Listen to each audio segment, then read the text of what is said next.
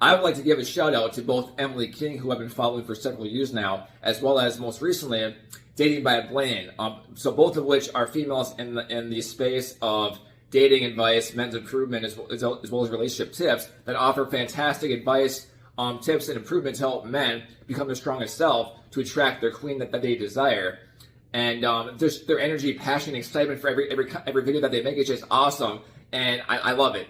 With that being said, I've been reading the comments for a while, and there's so much hate and negativity and toxicity in those comments, and ironically from men, and especially with like the statements of the effort isn't worth it or life isn't fair.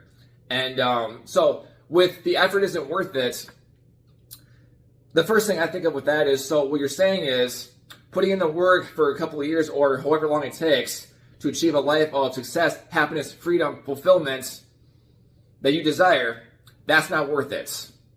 Got it. Instead, you prefer to live a life of misery, self-doubts, depression, and defeats for the next 40 years until retirement.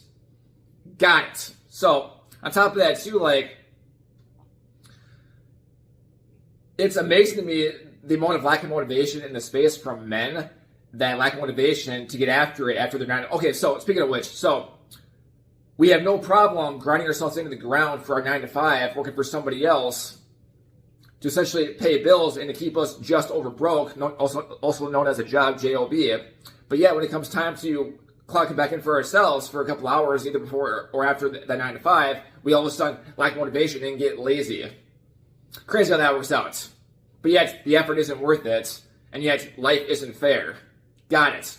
And this also goes back to what Alex Ramosi made a perfect statement with this too recently, that your 9 to 5 is not the dream killer. Wasting your 5 to 9 is. I was like, damn, that's so powerful.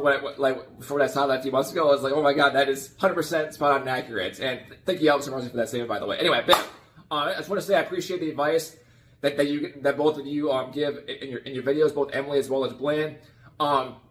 Because not only men can say this stuff all day long, and it generally falls on deaf ears and starts to get into the category of misogynistic and toxic masculinity. But when it comes from a female, it's a whole different ballgame at that point. So I just want to say I appreciate your efforts. I love your content and your efforts to help men improve themselves, to achieve greatness, and to attract the queen that they desire.